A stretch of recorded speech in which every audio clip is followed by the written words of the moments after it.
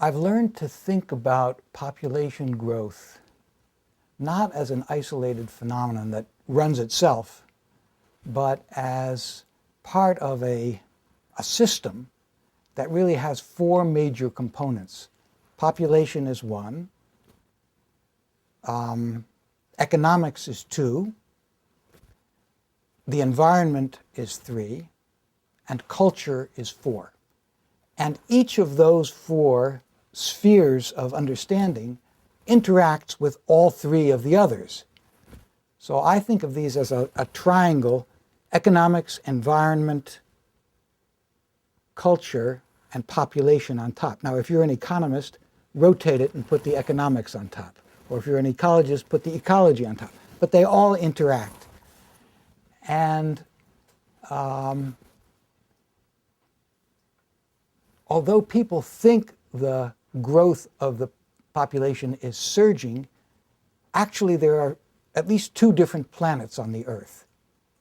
There's the world in which the population growth rate has fallen very dramatically, and there's the world in which the population growth rate has fallen less dramatically. But overall, the global population growth rate has fallen from about 2.1% per year around 1965 to about 1.1% per year. So the population growth rate, that's the interest rate on the bank account, is about half of what it used to be. On the other hand, the annual increase, the numbers of people we add each year, it's about 80 million, more or less, whereas in 1900, the annual increase was 10 million per year. So rapid population growth on the historic scale continues, but it's slower than it used to be. So you've got to keep that in mind. There are two different worlds. There's the world of really low growth, that's Europe and China. China's average number of children per woman per lifetime is about 1.6, 1.7. Europe's is about 1.7. The whole rich world is about 1.7. In some European countries, it's much less than that. It's like 1.1, 1.2, especially Catholic countries, where it's exceptionally low, Spain and Italy. And then there are the countries in sub-Saharan Africa and in the Middle East, where the number of children per woman is very large. And the factors responsible for that is probably what you're having in mind. And we believe that it's a low status for women, lack of job opportunities, lack of education, lack of independence for women. There are at least three areas that need attention and could be dealt with rather inexpensively. So, education, nutrition, contraception. I think we need to assure that every child in the world gets a good, not only primary education, but a good secondary education. And what good means should really be decided within a lot of different cultures, but I think it should include recognition of the diversity of human values, recognizing that other people have different values, and that in itself is a value, but that I think is a universal value, recognizing that other people have other values. And people should have a scientific understanding of their own bodies. How does my body work, and how does that person's body work, and what does it take for health? So that's education. And how does that relate to my earlier interest in population? We know that on the average, more educated women have fewer children. It is not true in every society, but it is true statistically across all societies. And I think educating both women and men, because having ignorant men and educated women is not a solution to the problem. The men tend not to behave very well. So educating both boys and girls gives them options that are alternatives to childbearing. It means people can have children if they want to have children, and they should if they want to have children. But it means that childbearing is not the only route to status, the only asset that a woman can have for herself. If she is uneducated, the only thing she can do is have children and hope that they'll take care of her in her old age. And having other capacities gives her other options. So education is one. I've spoken about nutrition.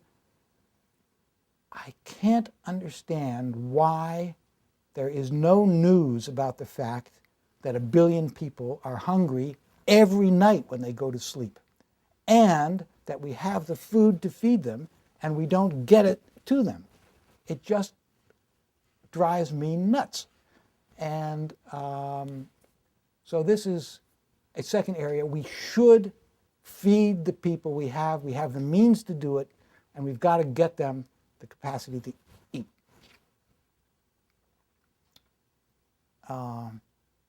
And then the third is contraception, so that every child that's born is a wanted child. According to a recent survey, in the United States alone, about 57% of births are unintended. And that's just way too high.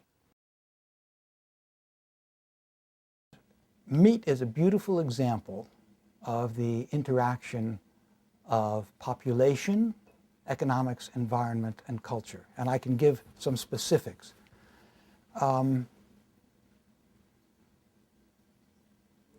First of all, let's deal with the culture part, because that's interesting. The word for home in Chinese is jia, and the character has two parts. It has a roof, a horizontal line with a little thing on top. That's the roof. And it has a pig underneath. So in China, the very character in classical Chinese, written Chinese, the very character is the roof you put over your pig. And if you go to Yunnan today, you can still see homes that are built on stilts. The pigs live underneath.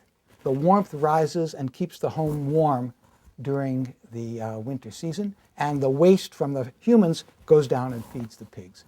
So home and pig are intimate. For 1 billion people. For another 1 billion people, a pig is forbidden meat. The word in Arabic is haram. It means not kosher. And Muslims do not eat pig at all. But I was recently in the Atlas Mountains in Berber villages, and the homes are built up high, and down beneath, immediately underneath, are cattle, cows, and goats. So they have the culture has changed the animal, but the relationship between people and the animals they raise for meat is still very intimate. Okay, so animals play a major role in human culture, and they're different in different cultures. So culture influences which animals you have. Now, what difference does it make whether it's a pig or a cow? Pigs have one stomach. They are monogastric. Cows have multiple stomachs, and they are called ruminants. Pigs are not. The ruminants eat grass, and they have bacteria in their stomachs that digest the grass for them to a point where the animal can use it. That digestion generates methane, which is a greenhouse gas that is much more potent than carbon dioxide. Although people don't talk about methane, it is a major forcing factor. And the cattle of the world generate a lot of methane. The estimates vary from 3% to 18% of all the global greenhouse gas emissions come out of our domestic animals. Depends, and I don't know what's the right number because the calculations are done in many different ways. But we do know that it matters. So the cultural choice of which animals you choose to raise has an influence on our human the animal greenhouse gas emissions that we put out. So that's an example of interaction between culture and the environment. Over the last 40 years, the tons of meat that we grow that per year has increased a factor of fourfold, from about 70 million metric tons to about 280 million metric tons. That's between 1961 and 2008. In that period, the number of people on Earth has gone from 3.1 billion to about 6.7 billion, 6.7 or 8 now, but it's 6.7. So it's more than doubled. So the meat production per person has doubled, okay? And so the meat production is driven about half by population growth. What drives the other half? Growing wealth. The first thing that poor people want when their income rises is more meat in their diet. And so the interaction of population growth and economic growth has meant a huge change in the composition of diets, especially in Asia, where economic growth has been fastest. Not only in China, but in the little tigers around China. That has had health consequences for you and me. What's the health consequence for you and me? As the South Asians have gotten richer, the easiest kind of meat to grow is poultry, chicken and ducks and geese. Where do they like to go? They like to live in wetlands. Ducks, quack, quack, in the water. So many wetlands used by wild migratory birds were populated with domestic ducks and geese, okay? And the wildfowl have an influenza virus called H5N1. That's avian influenza. Doesn't bother them. They're used to it because it's evolved with those animals. They poop in the water, and the virus goes into the poop and into the water. That infects the domestic waterfowl. They get the avian influenza, H5N1. Then the caretakers bring them home, and they hang around with their ducks, and I can show you people with the ducks right next to the house. And that increases the risk to the humans of getting the H5N1. The avian influenza concern is a result of growing wealth, growing meat consumption, and invasion of new habitats. Let me just, one more step. The same lake, the biggest lake in China is in the center of China. It's a salt lake. And that same lake is visited by wildfowl that migrate north across the Bering Straits and into North America. And so the U.S. Geological Survey has found the genome of avian influenza from China in the viruses being shed by waterfowl in the United States. The only reason we don't have to worry as much as the Chinese about getting avian influenza from our wildfowl is that we keep our chickens and ducks separated from the natural wetlands where the migratory wildfowl from Asia go. But if we did the same thing that the Chinese do, which is put our ducks out into the wetlands, we would have the same problems. And it also suggests a solution for them, which is to separate their domestic fowl from the wetlands. But that costs money. A food web is a description of which species living in a place eat which other species. You can think of it like a road map with one-way streets. It shows you if there's an arrow from A to B, it means the energy flows from A to B. Or in other words, B eats A, okay? So it's usually drawn with a bunch of circles. You put the name of a species in the circle, and then you draw an arrow showing which way the food is flowing. Okay, that's what a food web is. Now, we have just been talking about a food web. We've been talking about the food web in which people eat ducks, geese, swine, cattle, okay? And what most people don't realize is the things that eat us are the infectious diseases, like the viruses and the bacteria and the worms and the other parasites, much more important than the lions and the tigers. And what I've been studying is how the animals we eat put us at risk of being eaten by the infectious agents that eat those animals. So when we eat the duck, it puts us at risk of being eaten by the virus that eats the duck, the H5N1. But let me give you some other examples, okay? The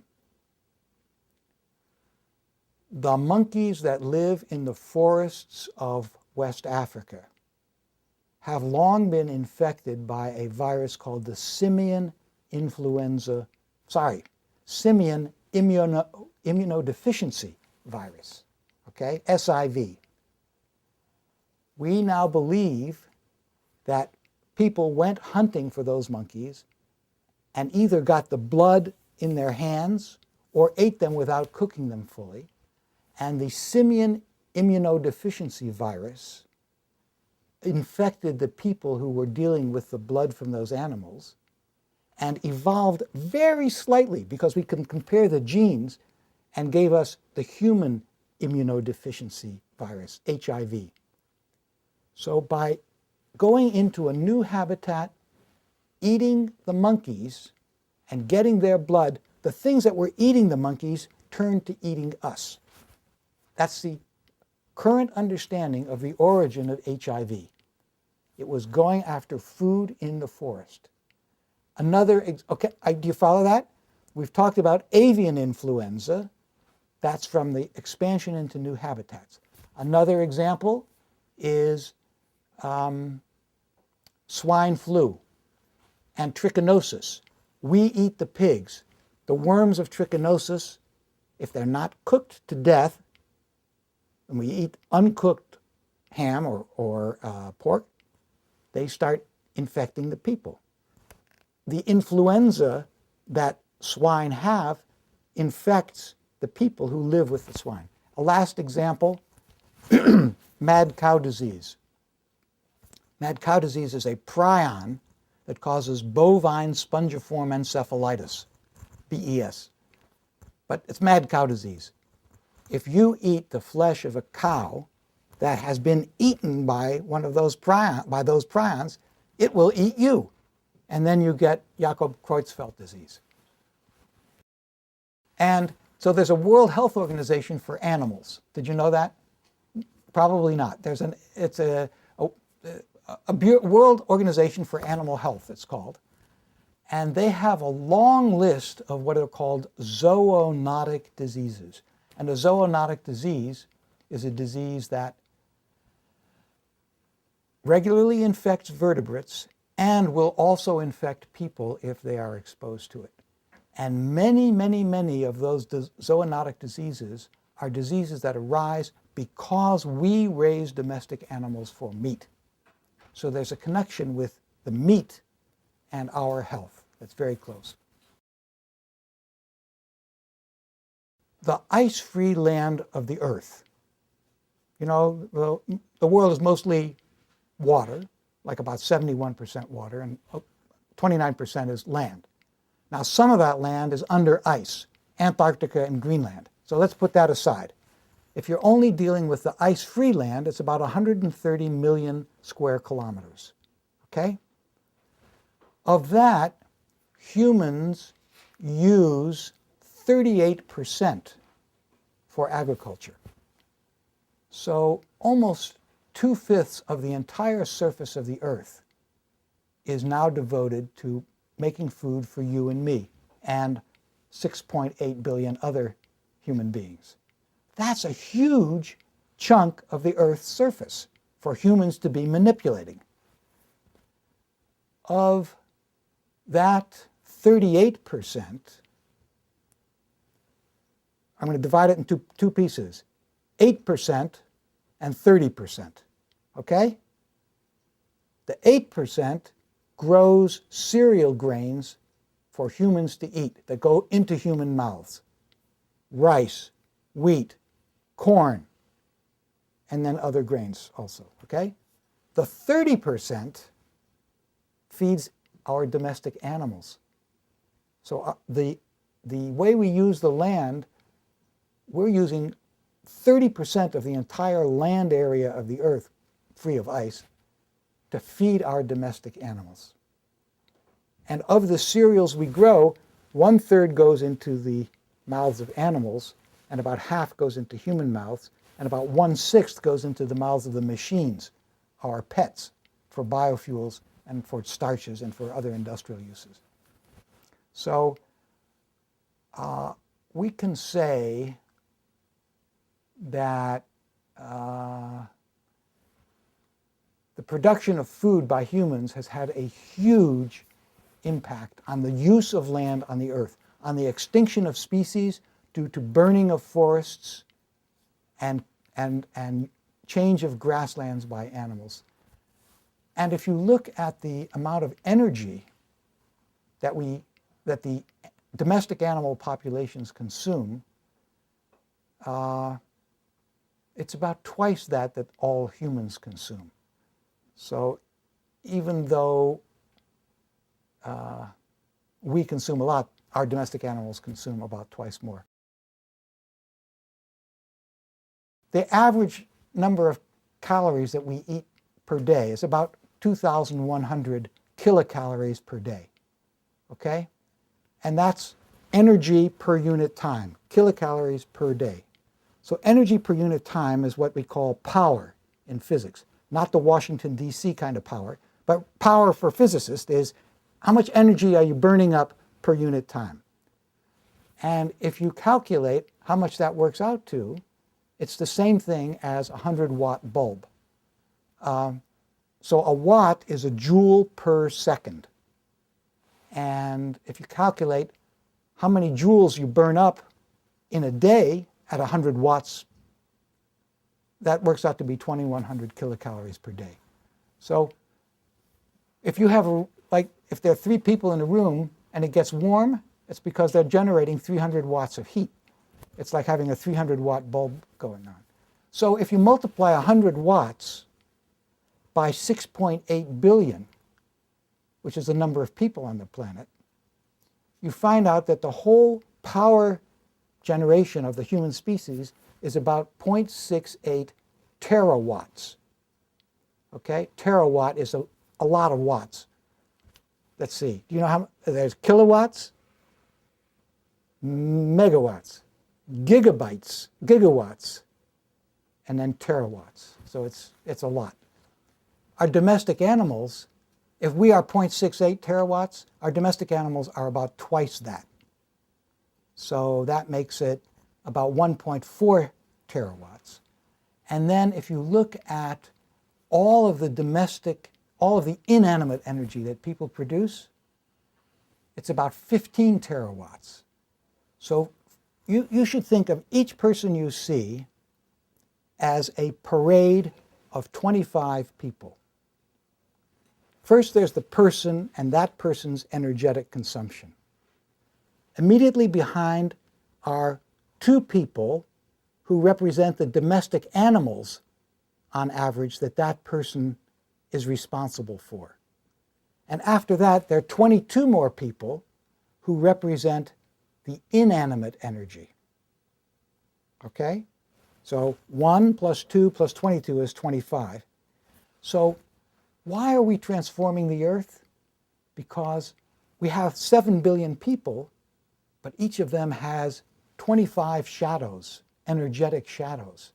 So it's the same as if the earth were covered with 175 billion people. That's how we are transforming the earth. Animals are a part of that. They're equivalent of 2 of those people. I wrote a book called How Many People Can the Earth Support? And I made a real effort to find every allegedly scientifically based estimate of how many people the Earth can support. and I found 66. After I published the book, naturally I found a few more, but they didn't change the conclusions. In the last half century, the estimates ranged of how many people the Earth can support ranged from less than 1 billion to more than 1 trillion, which is 1,000 billions. They can't all be right. What's going on? They make different assumptions.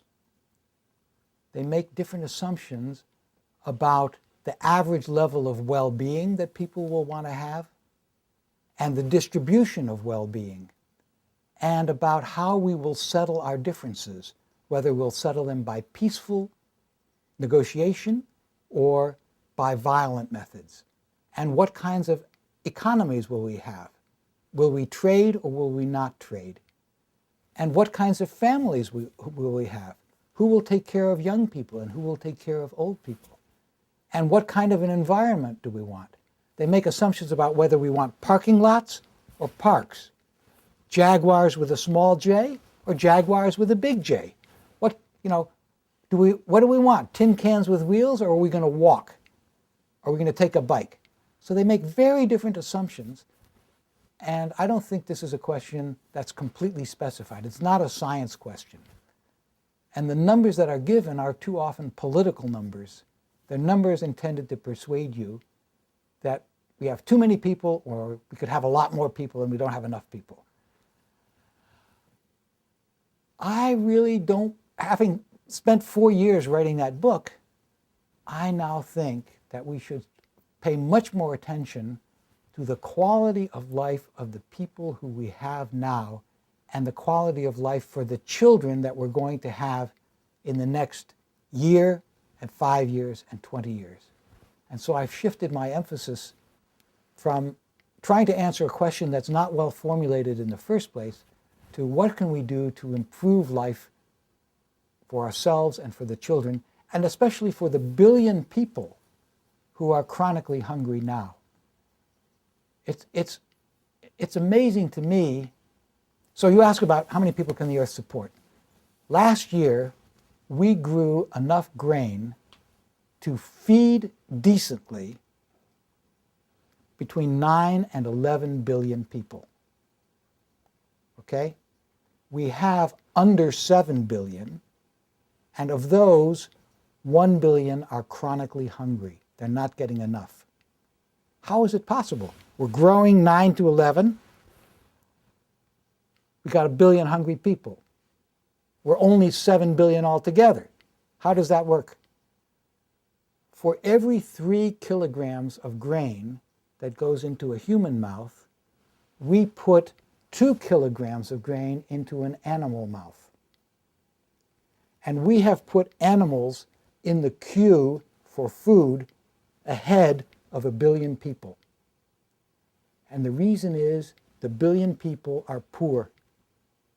They got no money, and they're economically invisible because the price of food doesn't take account of hunger, especially children. They don't have it. And so they are hungry. We've got 1 billion hungry people, and we're feeding 40% of the consumed grain to animals, not to mention the 1/6 that goes into the machines. So I think we've got a problem when we put machines and animals ahead of people. Well, I don't know that it's wasted. I mean, when the people who are getting rich are demanding the meat. They want, in the economic sense, they're buying meat. They want it. And the farmers are supplying where there's demand. What I think we need to do is take several steps to break the cycle of poverty so that the people who are poor can also get grain or meat or whatever they want. I mean, if they're vegetarian, fine, let them eat vegetables. If they want meat, let them buy meat. But part of the problem is that meat consumers in rich countries have no idea of the environmental impacts of eating meat. So the price of meat does not reflect the real costs in terms of well-being for the earth. It does not reflect the land degradation due to overgrazing. It does not reflect the water pollution. It does not reflect the greenhouse gas emission that affects everybody, whether you eat meat or not. So the prices do not incorporate the real costs. The price of meat doesn't incorporate the health risks, the infectious diseases, the E. coli infections, the salmonella. You know, there was just another food recall in the New York Times yesterday because of salmonella. It doesn't reflect the losses of species. So the first thing I would do is get the prices of meat to reflect all of the costs. And I think that would be a signal of what's in to the consumer. And the other thing is to provide the consumers in the West with information. What are the consequences of eating meat? But that's not enough, because there's a whole billion people who are outside of the price system. And for them, I think we need three kinds of interventions. You ask what to do? Here are three things I think we should do. There are about 200 million women in the world who have an unmet need for contraception. That means if you ask them, do you want to have another child? And they say no. And are you having intercourse and exposed to the risk of conception? And they say yes, they have an unmet need for contraception. There are about 200 million. It would cost about $4 billion to fix that problem. That is not a big deal. We could fix that. The second thing, and we should be educating teenage boys and girls about contraception before they become parents. Secondly, we should have nutrition education for pregnant women, for parents, and for teenagers. How to make a whole protein out of whatever your local food is. Rice and beans, it's a great combination. It gives you a complete protein.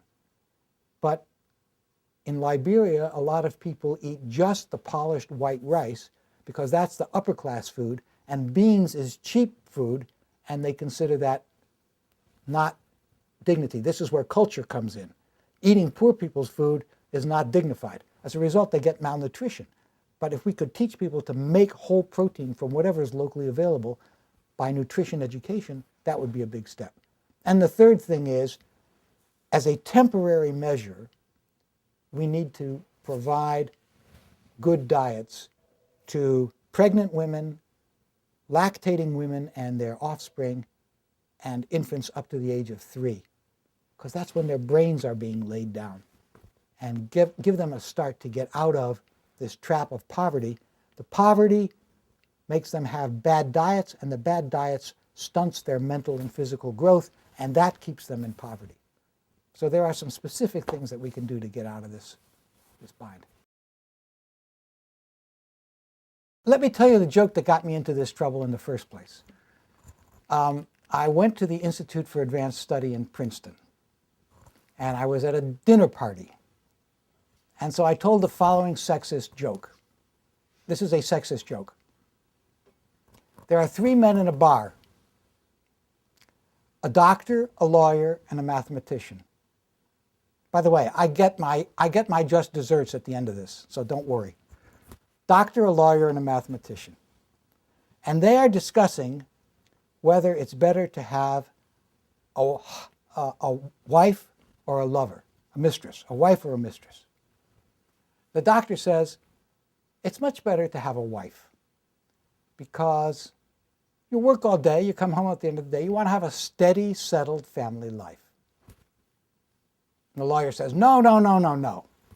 It's much better to have a mistress because maybe for the first 5, 10, 20, 30 years, you like to have a steady family life. But if you change your mind, it gets incredibly complicated. So it's much, much better to have a mistress. And they're going back and forth, they can't agree. So they turn to the mathematician. What do you think? The mathematician says, it's better to have a wife and a mistress. And the reason is, your wife will be afraid to ask if you are spending time with your mistress. And your mistress will know that, of course, you have to spend some time with your wife, which means You can spend your time doing mathematics. So I'm sitting at the table, and this lady, Betsy Devine, is at the table. She's married to Frank Wilczek. At that time, she and Frank were living in Einstein's house. This is the truth. I'm not making this up. They were living in Einstein's house in Princeton. Then they moved to MIT, and he goes and gets the Nobel Prize in physics. So anyway, 2 weeks later, she comes around. She is raising money for the Institute for Advanced Studies softball team. You probably haven't heard of them in the major leagues. And she is selling this mimeographed handout. I open it up. What is this? 3 women are in a bar. A lawyer, an engineer, and a computer scientist. And they're debating whether it's better to have a husband or a lover. So I got my comeuppance. So I said to her, look, you stole my joke. She said, yeah, I stole your joke. So I said, you should have stolen more of my jokes. I have a lot more. So we collaborated, and that's how we did this book. Now, I will tell you a couple more jokes from that book. Here is a limerick which I made up myself and published in this book. There once was a mathematician who preferred an exotic position. 'Twas the joy of his life to explore with his wife topologically complex coition. So an ecologist, an economist, and a statistician go on a deer hunt, and they're creeping through the forest, and they're hunting with bow and arrow. And suddenly they see a deer right straight in front of them. And the ecologist says, me first, takes careful aim, fires, and the arrow goes 5 meters to the left of the deer, because ecologists are leftist. Then the economist takes careful aim and fires, and the arrow goes 5 meters to the right of the deer, because the economists are rightists. The statistician looks at the 2 arrows and looks at the deer and jumps up and down and says, we got it, we got it. Demographers believe they have answers, but they are partial Monday morning quarterbacking after the fact. So the truth is that nobody predicted ahead of time that the world's population growth rate would peak at 2.1% per year in 1965 and then fall by half by 2000. Nobody predicted that. On the other hand, fertility began to fall around 1750 in France, before the French Revolution, before the invention of the condom, before there was literacy, before there was women's rights. Why? Because the nobility didn't have enough lands to tax to feed all of their sons. Forget the daughters. The sons got the land. So we know from the records that the nobles of France started reducing the number of children they have from compared to natural levels of fertility. They spaced them and they stopped having them earlier because there weren't enough people to tax. The peasants saw what the nobles were doing, and they didn't have enough land to divide up among their children. So they started reducing the number of their children. So if they didn't have condoms, and they didn't have the pill, which hadn't been invented, and they didn't have diaphragms, they didn't have IUDs, what did they do? You tell me. What did they do? Withdrawal. Coitus interruptus. Okay? It's perfectly effective if you really are serious about it. Okay, I don't recommend it as a practice today. It's too risky. But statistically, it worked. So fertility in France began to decline around 1750 and has continued. When did fertility begin to decline in the United States? Do you know? Civil War. After the Civil War. Began to decline and has continued to decline. It dropped during the Depression in the 30s, spiked at the baby boom after the war, but has dropped back down. The only reason it's as high as it is now is due to immigrants who have higher levels of fertility. But even within immigrant population, within a generation, it falls back to the level of the native-born population. Okay? This shows that any simple answer I could give to your question would be wrong. Because in some countries, education makes a huge difference. And in some countries, economics makes a huge difference. And in some countries, technology makes a huge difference, having the pill and the contraceptive devices available. So it's multifactorial, and we don't have a good theory to explain the past, and we have even less understanding of what will happen in the future. Let's take countries that are in decline now. Russia is losing 1 million people a year, roughly. Japan is in decline. Russia is in decline. Germany is in decline. Will those countries ever have a level of fertility that picks up enough to keep them from going out of business? If you can answer that question, you get the gold star, because we don't know. And demographers make different scenarios about the future, but the honest fact is we don't know what the future will bring in that dimension, because we don't have a basic understanding of why people choose to have children.